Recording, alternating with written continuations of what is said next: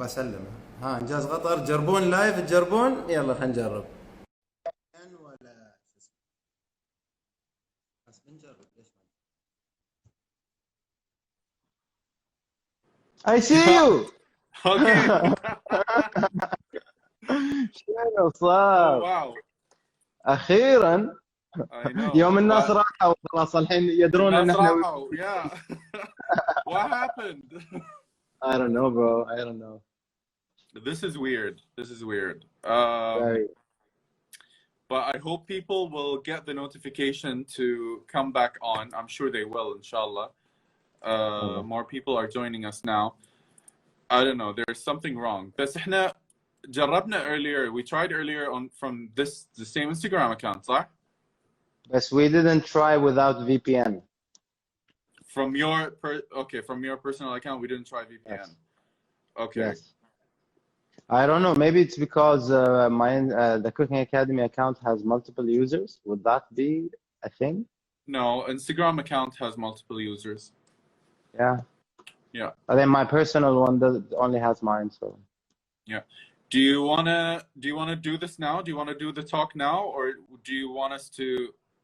I think If we can the do it now because everyone is joining. So Yeah. okay. I don't mind. We'll keep it posting. Let's do this. Let's do this.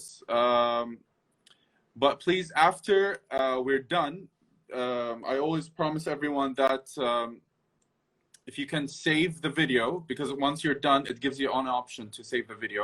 So save the video, and I'll invite everyone, because now you're the host. So I'll invite everyone to catch the video on your page. Yeah? We'll do that. We'll do that. Great. Well, okay, let's do this then. Well, hello everyone, and welcome to our dardasha. And I'm really sorry again, 1,000 apologies for the the little technological hurdle that we had to get over, but alhamdulillah, everything is working now. Mohammed, thank you very much for doing this with us. How are you doing? How are you doing at these times? The times of social distancing? Well, social distancing being one of the biggest learnings, to be honest. It opened up the horizon for some new ideas. It's again building a lot of resilience, whether we notice or we don't notice. The sitting at home is not our habit. So we are doing something new. So that is building something inside us. Yeah. But so yeah, I take it in a very positive way, to be honest. Yes, the beach part, the going out part, I miss that. I miss receiving the people in the Cooking Academy. I miss that part. But then now we found a way to get to them. So yeah. La, inshallah, I really hope that this ends and we're back to, I'm not going to say back to normal, back to a better place, because I feel like everyone took away something out of this situation, a lesson or something out of this. So I really hope that we get to a better place after this. I'm not going to say back to normal. So here's some wishful thinking. So again, I just want to remind everyone that Injaz Dardasha is something that we do on weekly basis.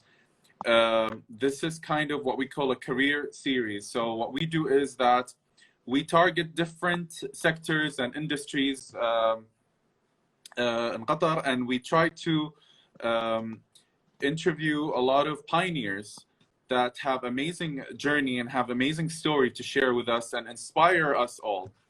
So I really, that's why thank you very much for joining us today and sharing your story.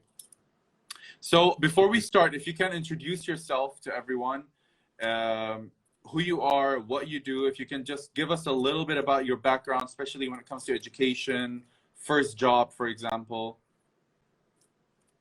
Okay, we'll do that. First of all, thank you for hosting me. You are an amazing host. You have this tone that relaxes everyone. So I'm relaxed already. Thank you very much for having me. With me, my name is Mohamed A.malik. I'm an engineer. This is what I studied. And then this is awkward also, I'm seeing people are seeing me that I'm not seeing them. So I'm an engineer by career and by academia. I worked for different sectors. I'll take you from the beginning a little bit and bring you till today. Let's try and do that approach and try to see the timeline. I was born in Buffalo, New York, 1981. I'm a generation of the millennia. There's a lot of criticism about this generation, but it's done by the elder generation. So we can still criticize the younger generation. No, I'm just fine. I'm making fun of it. It's not about criticism. It's just every generation belongs to a certain timeline, and those timelines create those expectations. So as a child, I was with an abnormal childhood, I'll call it. I was born with a faulty foot. It was called a club foot. That caused my childhood to be a little bit different. I had casts on my leg till I was 16 years old. I was energetic from the inside, but due to my situation, I couldn't really move. But then things change. That teaches you something else. That gives you another skill. That lets you adapt to another thing. So within schooling, I was really an A student. But then within personality, I was a rebellious person. So I have those two characters within what I like and what the situation have driven me to. My high school, I traveled a lot due to my family missions. Let's say my dad was a diplomat, so we had to travel with him from one place to another. Hence, I was born someplace, and then I lived 4 years in the UK and Wales. I lived 6 years in Saudi Arabia. I lived 1 year in Emirates. I lived 3 years in Canada. I've been around. Let's say I lived chunks everywhere. And only when I became a dad, this is when I settled here in Doha. And this was when 2009. So 2009, let's say, was my settlement here in Doha. So this brings with me a lot of journey, a lot of new. I've seen a lot of things and been to a lot of places. I worked with interesting people in multiple industries. So one of I told you my high school grade, I ranked the 5th on Qatar's ranking on high school. I was an A student with that. That opened the world for me for scholarships, for oil companies, for everything. And I kind of, high school back then, 1999, you just finished. You really don't know what's out there, and you really don't know who you are, and you really don't know what you like. And back then, no one told us this stuff in school. So this is the knowledge of today. People who are in university or about to go to university now are privileged to know that kind of science, to know that, to look within them what. This is where Injaz comes in handy. Oh yeah. So from high school, I chose to listen to the surrounding, to the sound of the surrounding, and the most logical option was to join Qatar Petroleum back in the day. It was called QGBC. It was even with a different name. We joined the oil company as blue collars, just like mechanics. And you take a career path, and it takes you to a university program, and this is where I ended up in Canada for 3 years. However, can I ask you something just before you move to the next point? So, what made you decide that this is the career that you chose? And back when you were in high school, and then you had to choose a major for university, what made you decide to choose that career? Was there some sort of influence? Was it like the running thing that everyone was into it at that time? Because I know that this is one of the reasons. But for you, what was the main reason that you joined and you became an engineer? Well, there was the habba, which is the trend back in the day. There was the habba. So if you are not a doctor, you are definitely an engineer. And if you are not one of those, then what will you be? There's a big question mark. Yeah. And also, let's say there was a lot of attraction by the police force and the interior affairs and that kind of sector. But being the personality that I belong to, I knew that is not a place that I would add value to. So I eliminated that part, and then was, yeah, this idea of engineering, yeah, I have it in me. I broke my toys, I fixed my toys when I was a kid, Okay. and it was my initial feel. But then there was the major influence was, I would say, family, because families always look at what is the best interest to their biases, not to your biases or not to your interests, because no one knows you as much as you. No one knows the little feelings or the little wonders or the little daydreams you do except you. So those little things should be your guide when you choose something. It's your inner thing. And it might take you to a dead end. Never mind. I mean, be responsible. You went to a dead end, just take 2 steps back, and then you can go forward. And you will always remember that you did this thing, so you'll never do it again. And this is the learning from failure. This is what it is. We kept on learning from failure, us human, all of us. I can't remember when I was 1 year old or 2 years old when I tried and attempted to stand up when I was a kid. I fell, but that little feeling when I was a kid, this is what psychology tells us, that little feeling when you try again and rise up, that is resilience. We have that code inside us. We learn effectively by failing, not by reading the text, not by memorizing the text or mimicking someone else. You just have to learn by yourself. Exactly. So going to Canada was my failure. I will call it that, or my first learning. Why? Because I was protected. I was that kid that you will fall because you have a cast in your leg. So I was always that kid. I never climbed the wall. I never did those dangerous things when I was a kid.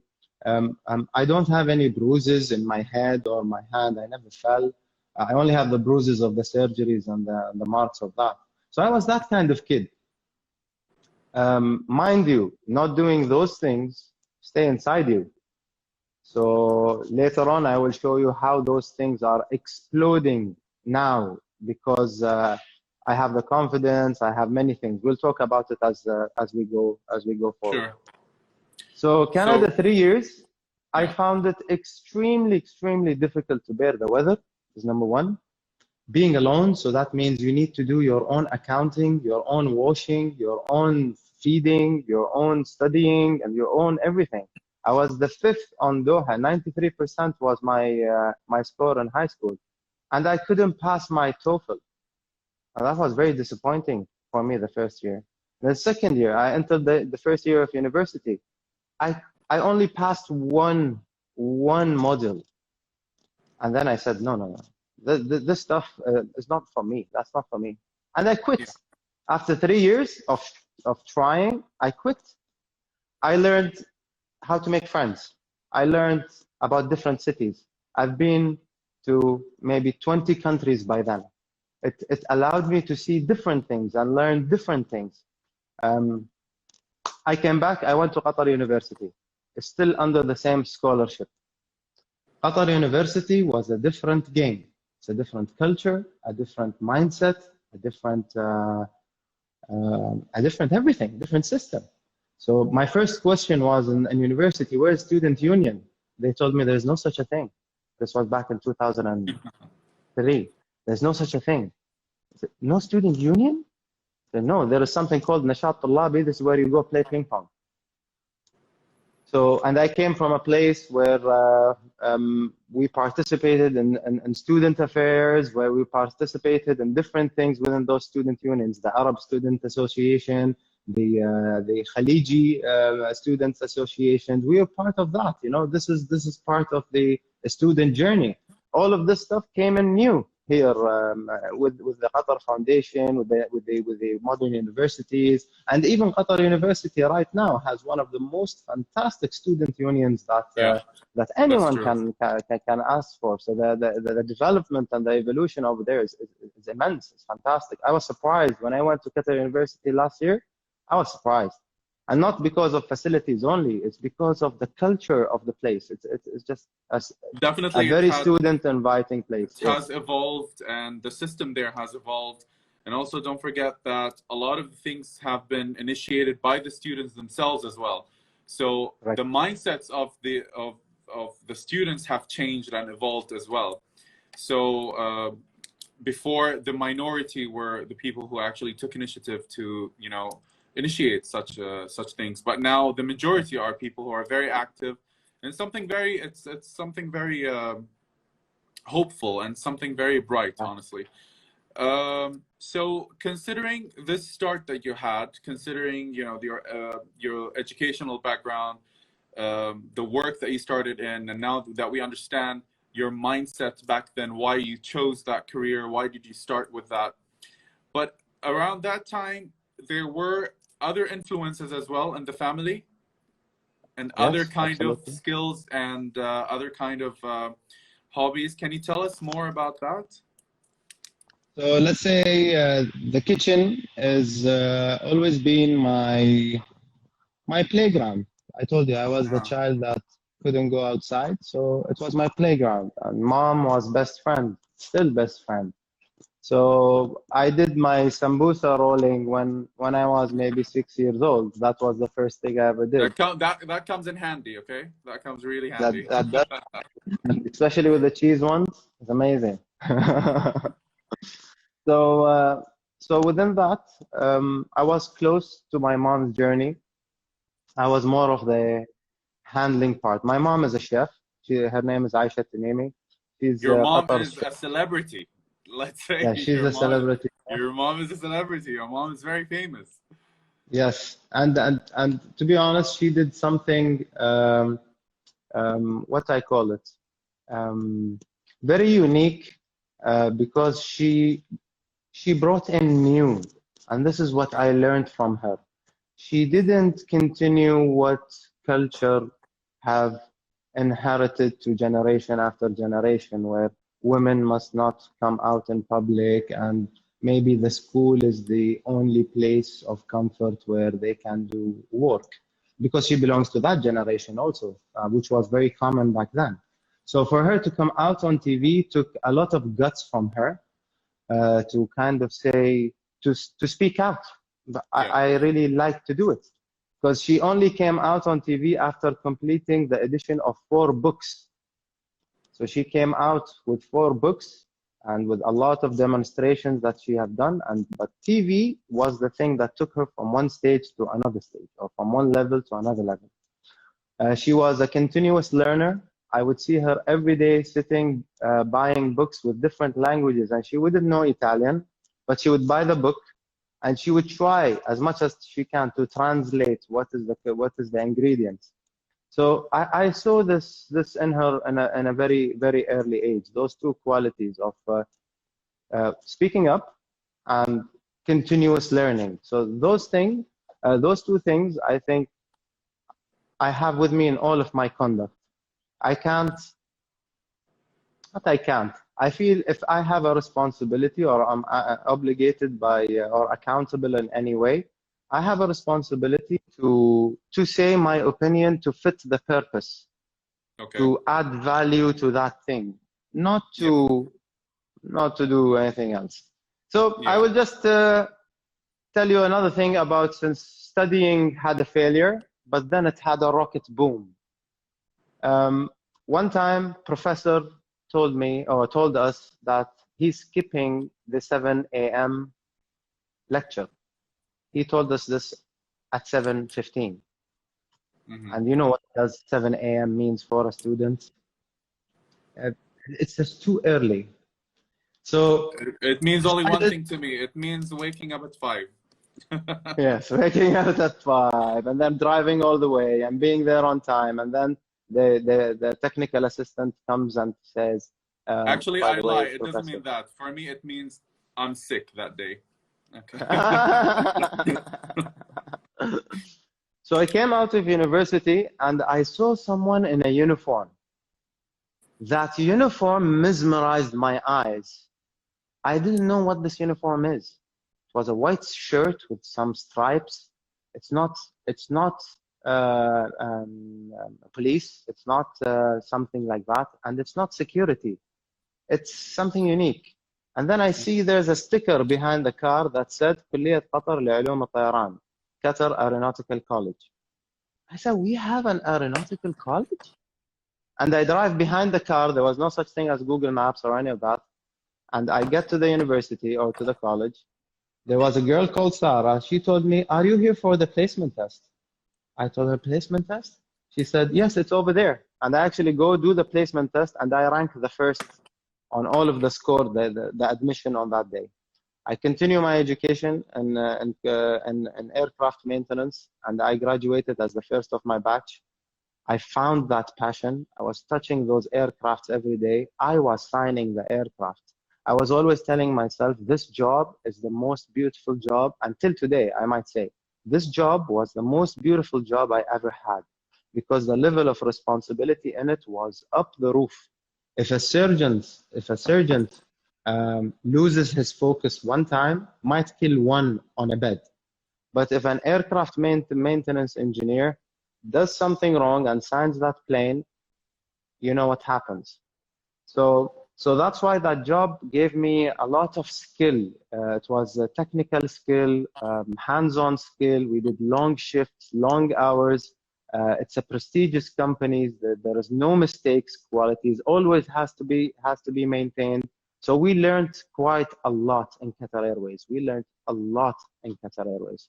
So that was one school that I'd say shaped a side of me, allowed me to travel again. I went on different missions. I went on different assignments. And here I started noticing that I have a little thing for cultures and humanities and art and food and travel. And those things, let's say by culture, are looked at as, I don't know, complementaries of life, maybe, but you have to still be the engineer. So I continued being the engineer. Why? Because you have to pay the bills and you have to do all of that. And I became a dad, so this is a new responsibility. And the oil field attracted me for 3 times the pay that I was getting as an aircraft maintenance engineer. 3 times the pay for a new dad, you would go behind that. I tell you guys, maybe if I'd stayed in Qatar Airways, maybe I didn't make it so far, but maybe I made it so far. I don't know. I have no regrets for moving, because the other school I entered was only as robust as the first school. It was called Mearsk Oil.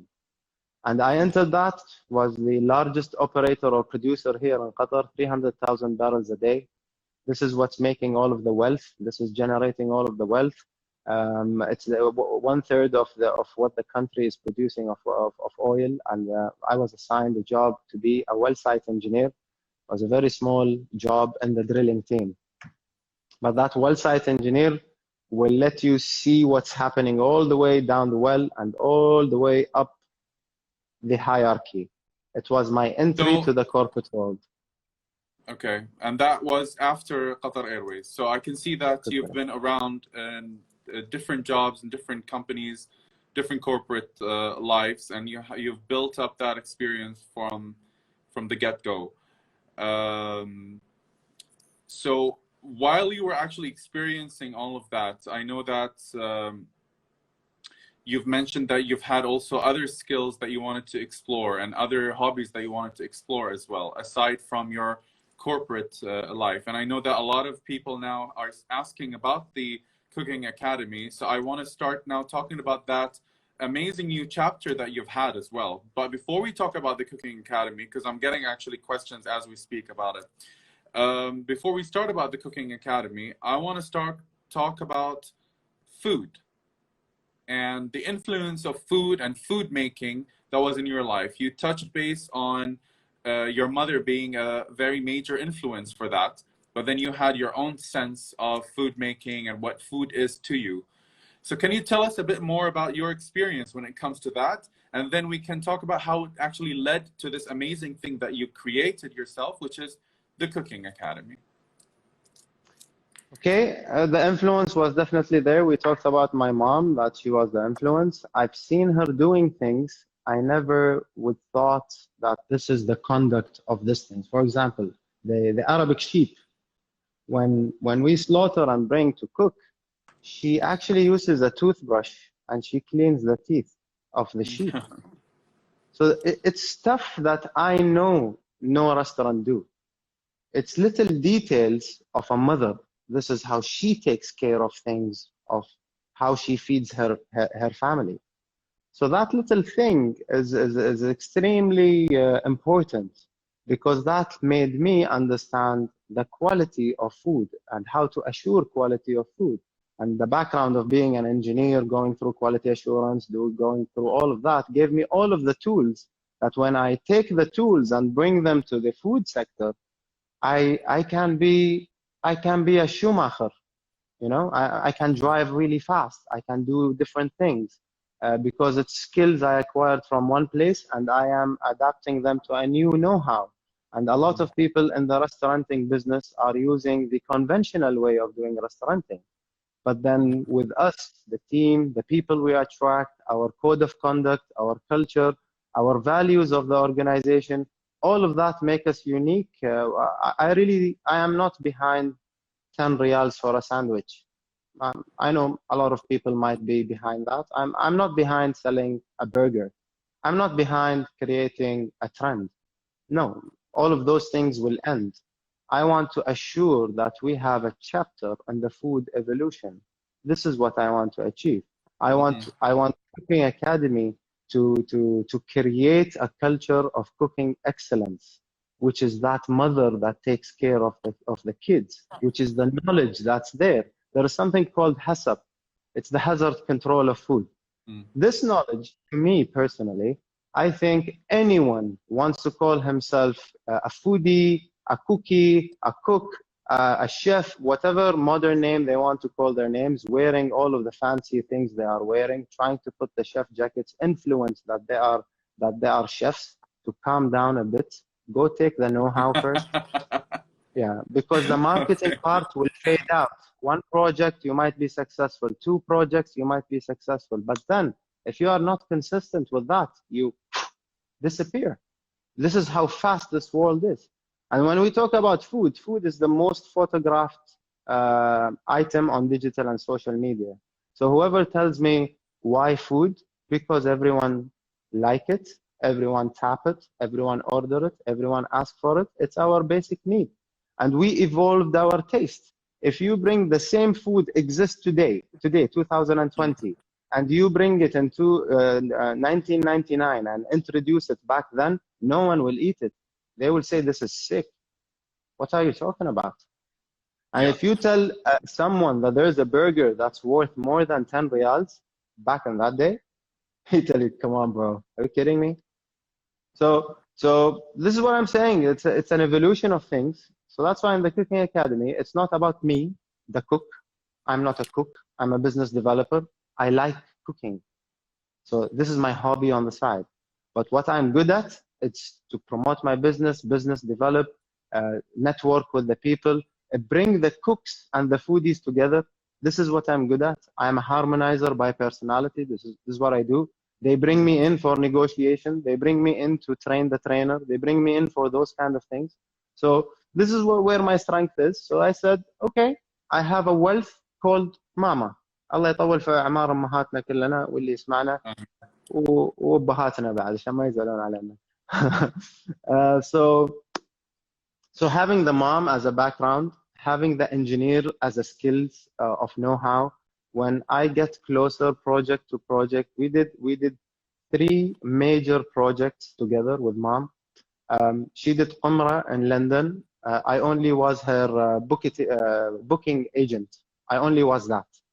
Then in Italy, I was the guy who pitched for her to be the chef of Qatar in Expo Milan, the biggest food event on earth.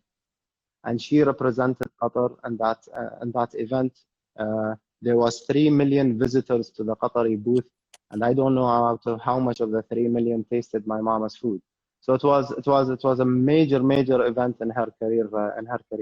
That's amazing. But then what made me enter the kitchen was Rio de Janeiro Olympic Games. She was assigned to be the chef of Qatar in the Qatar house in Rio de Janeiro. It was assigned by a VIP guest, Sheikh Johan, His Highness Sheikh Johan. He was the host.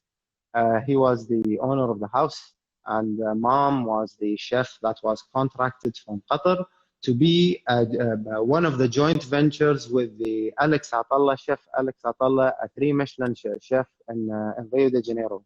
He's one of the highest caliber in the world, been top 10 the past 13, 15 years. So he's one of the real good names when it comes to that. So in that venture, I was only an escort. This is what I thought. When the day of the operation started, the executive or Michelin chef was not there because he had to be in another project, and he gave us a crew of 150 people. All speak Portuguese, no other language. Okay. My mom speaks broken English. So can you see that we have a host who's a VIP, his guests are VIP in a VIP event where we are in this situation? And I was in the majlis, to be honest, with my people that I've been social